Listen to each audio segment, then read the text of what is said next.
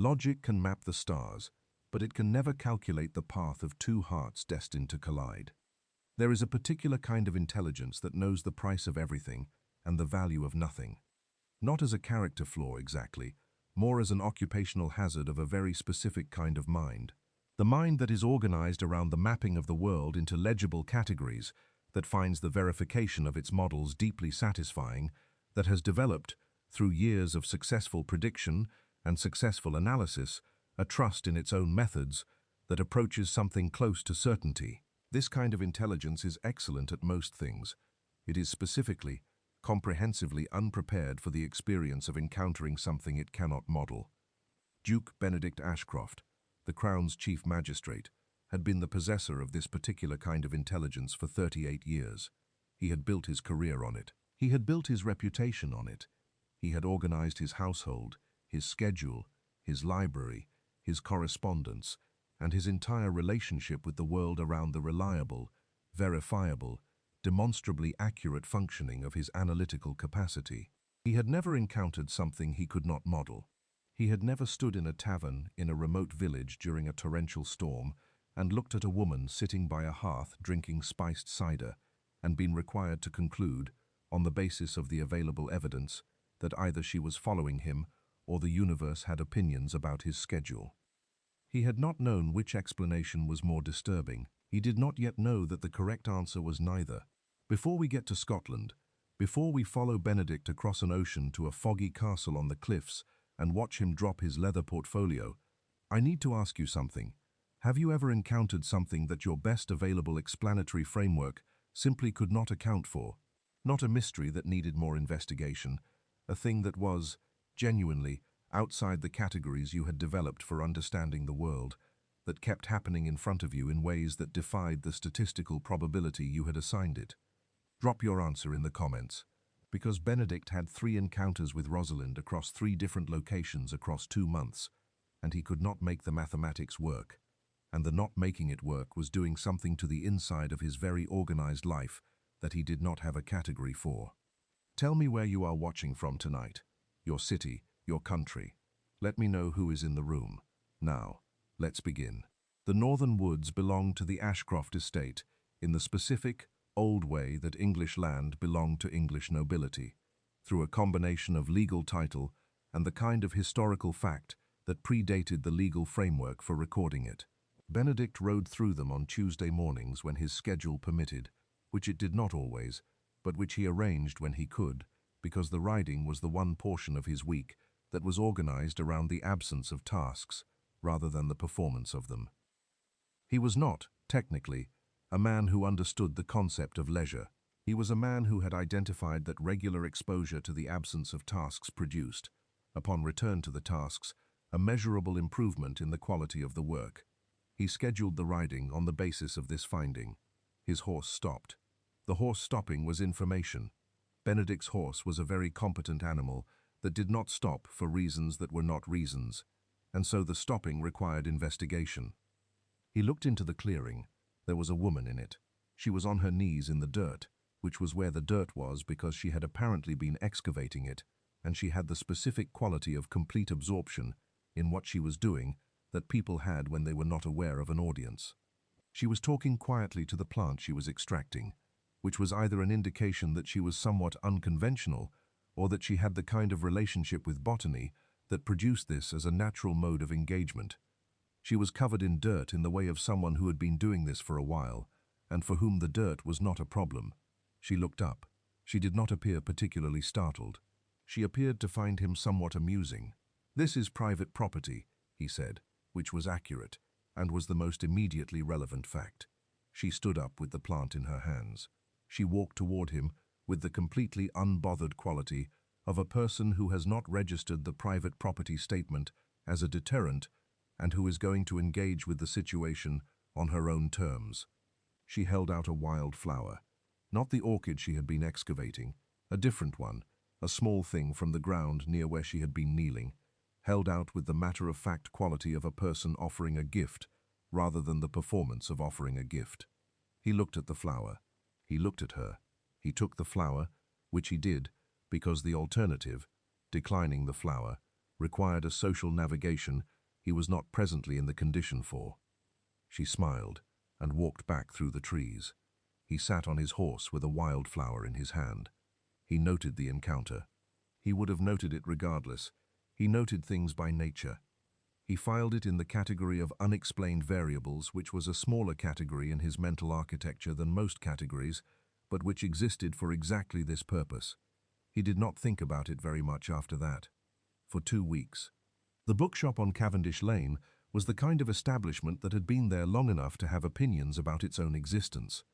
Opinions communicated through the specific quality of its dust, the particular arrangement of its shelving, the specific, slightly territorial manner of its proprietor, who had been there for so long that he had become part of the shop's character rather than a person operating it. Benedict found the architecture text on the 3rd shelf from the top, 3rd stack from the left.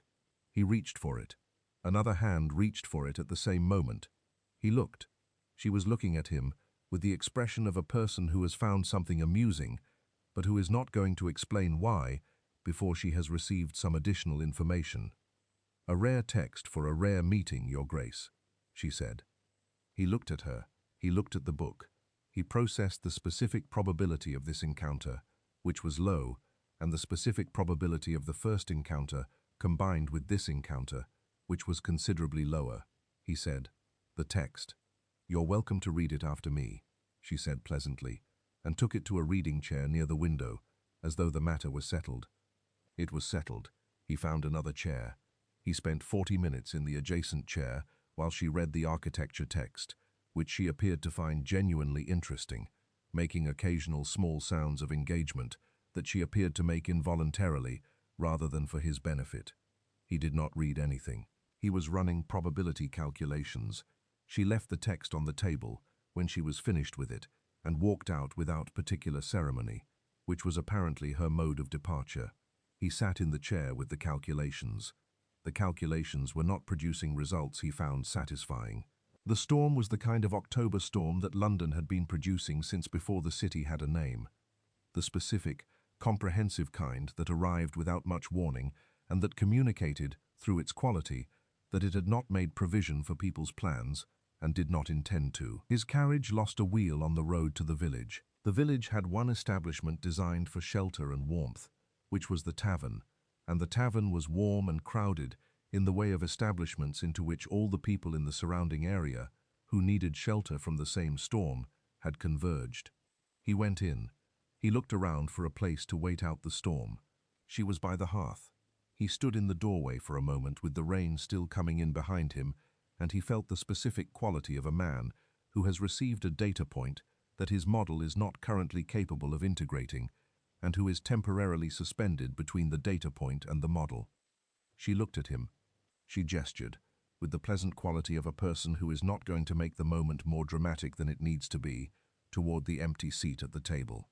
He sat down. "This is mathematically impossible," he said. "The universe doesn't care about your math, Duke Benedict," she said. He considered this statement. It was not a logical statement. It was not the kind of statement that could be verified or falsified. It was the kind of statement that people made when they were reaching for explanations that were not available in the ordinary explanatory framework.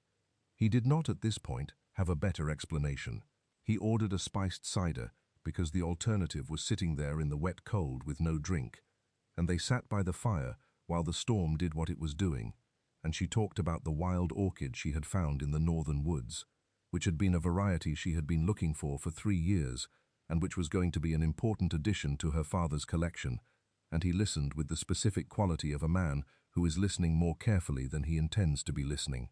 He went home, and he did what he did when he encountered an unexplained variable, which was to attempt to explain it. He set out the 3 encounters on a piece of paper, with dates and locations, and the probability of coincidental occurrence, given the distances and social circles involved. He worked through the mathematics carefully, which was the mode of working he trusted. The mathematics produced a number that was very small. A very small probability of coincidental occurrence meant a very high probability of non-coincidental occurrence. Non-coincidental occurrence meant deliberate engineering. Deliberate engineering of the encounter of a private citizen with the Crown's chief magistrate meant political motivation. Political motivation meant he had political rivals who had hired a very unusual operative. This was the explanation that was consistent with the mathematics. He was aware that the explanation had a problem, which was that the explanation required the political rival in question to have arranged for his horse to stop in a clearing, for him to reach for a specific book at a specific moment, and for his carriage wheel to come off on a specific road in a specific storm. These were the kinds of arrangements that were theoretically possible, but that were, in practice, of a complexity that exceeded the resources available to his political rivals, who were not, as far as he was aware, capable of controlling the weather. He noted this problem. He did not have a better explanation. He attended the King's Midsummer Gala with the specific, functional purpose of attending an event where a wild country girl from the botanist's household would not be present, because the King's Midsummer Gala required imperial invitations, and imperial invitations were not distributed to the daughters of eccentric botanists who dug up orchids in private forests. He stood on the balcony. He breathed. He heard the herald. He turned around. The Earl of Pembroke's newly returned niece came down the marble stairs in midnight blue silk that had the specific quality of a thing that was simply right. Right for the occasion, right for the person, right in the way that some things were right, without requiring explanation. She was looking at the room with the interested, unintimidated quality of someone who was new to the particular room, but not to the general concept of rooms, who was finding it interesting rather than overwhelming. She found him in the room. She smiled. It was not the smile of a woman who had arranged to be here. It was the smile of a woman who has encountered something she finds genuinely amusing. In this case, apparently, the expression on his face, which he was not currently in the condition to manage. He excused himself from 3 conversations in the time it took him to cross the ballroom. He arrived in front of her with the quality of a man who has decided that the situation requires direct engagement and who is engaging it directly. An imperial gala, Rosalind. Explain yourself. Who are you working for? She looked at him with the expression she had been using across all 4 encounters, which was the expression of someone who found the situation entertaining and who was not going to stop finding it entertaining simply because he was trying to make it into something else. I work for no one, Benedict. My uncle dragged me here tonight. I didn't know you would be here. She said it with the quality of a simple, direct, accurate statement. But the universe did, she added, and there was the specific quality of that phrase, which she said without particular drama, as though she were saying something that was simply true rather than something that was a provocation, that he had been encountering across 4 meetings, and that he had not yet successfully filed in any available category. He requested a dance. He requested it with the efficiency of a man who has identified the mechanism by which he can have the conversation he intends to have, which is getting her into a less publicly observed section of the room, and who is deploying the mechanism. They danced. She rested her hand on his shoulder with the complete, unmanaged ease of someone for whom the physical world was simply the physical world, rather than a series of choreographed performances, and the closeness had the specific quality of a variable he had not adequately accounted for, which was the quality of someone who was simply present with the full, uncalibrated substance of themselves. He said, "Tomorrow morning, I am boarding a ship to Scotland for a legal summit, a private, unannounced voyage." He said it with the quality of a man setting a test. She raised an eyebrow. "Let us see if your fate can bridge an ocean," he said. She looked at him with the expression he had come to think of as simply hers, which was the expression of someone who is not going to accept the terms of a test that she does not believe applies. "I never claimed to be controlling it," she said. "I only claimed it existed." The music continued. He was aware, in the continuing of it, that her hand was on his shoulder, and that the proximity was continuing, and that he had not arranged for the dance to conclude on any particular schedule, which was unusual in a man who arranged things on schedules. He was aware of other things, too. He set them aside. He had a ship to catch. The castle was on the cliffs. It was the specific kind of Scottish castle that had been built for the purpose of being on cliffs, that had the permanent quality of something that had decided its relationship to the weather a long time ago and was not going to revise it. It was grey and solid and entirely indifferent to the fog, which was good, because the fog was comprehensive. Benedict had been in Scotland for 3 days. 3 days in which the legal summit had proceeded with the organized, productive quality of his professional functions at their best. The specific, satisfying quality of work going well, of the collaborative intelligence of good legal minds applied to complicated questions, of the right outcomes arrived at through the right processes. 3 days in which she had not appeared. He had not been thinking about whether she would appear. He noted this as itself a data point. The fact that he had not been thinking about whether she would appear, which was different from not thinking about her.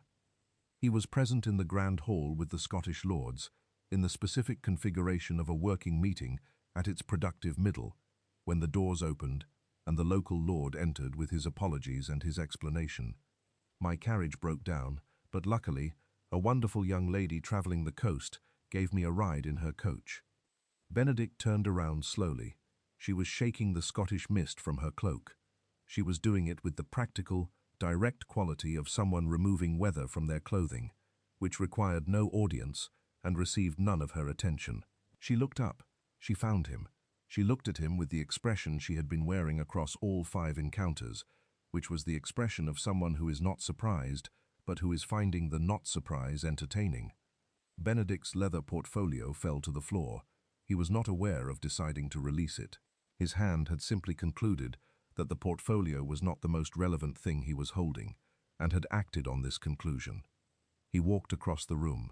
He walked with the direct, purposeful quality of a man who has identified his destination and is going to it, which was a quality he had always had, and which had never previously been directed toward a woman standing in a Scottish hall, shaking mist from a cloak.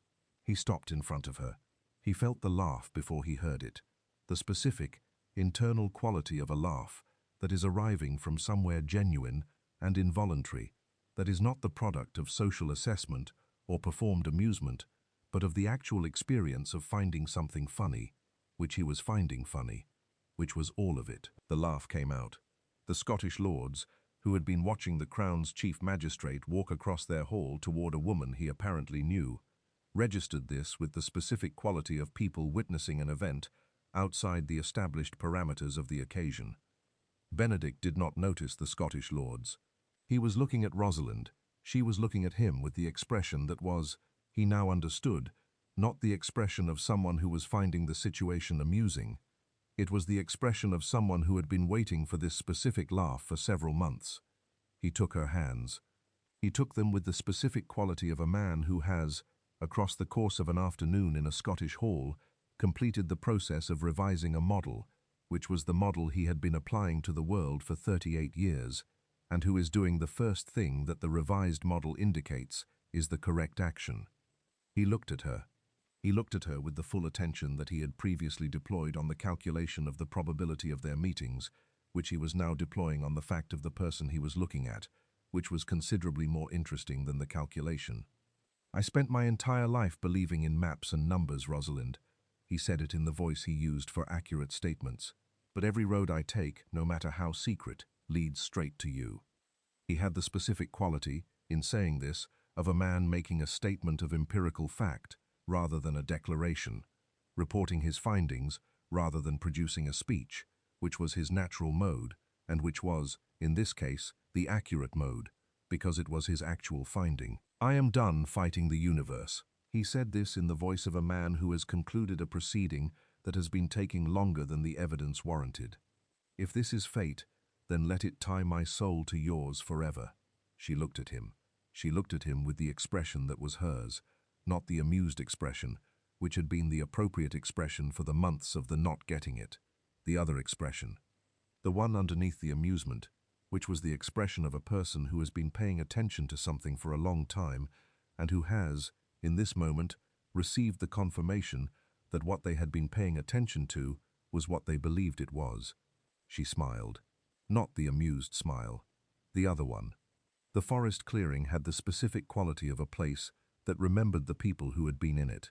Not in the mystical sense, not in any sense that could be verified, in the simple, literal sense of a clearing that had been visited by 2 people who had met there, in the specific, distinctive way of people who had not been expecting each other and who had found each other anyway, and which therefore occupied a particular location in the account of how things had gone. They were married there. She wanted the clearing. He found this a legitimate preference and did not object to it, which was the specific mode of engagement that had developed between them across the months between Scotland and the wedding, the mode in which he did not apply his analytical framework to whether her preferences were analytically justified, and she did not apply her intuitive framework to whether his structures were intuitively sound, and they had found, in this mutual accommodation, something considerably more efficient than either of them had produced alone. The ceremony was the ceremony. The wind arrived at the conclusion of it. It arrived with the specific quality of a wind that has been waiting for the correct moment, which was the thing he would have said to himself at any of the 5 previous moments, and which he was declining to say because he had, in Scotland, concluded the proceeding in which he said such things. The flower petals came through the clearing. He looked at her. She said, "See, I told you so." She said it against his lips, which were quite close to hers at this point, which was the configuration he had not anticipated any of his roads producing, and which was, on examination, the best configuration he had found himself in.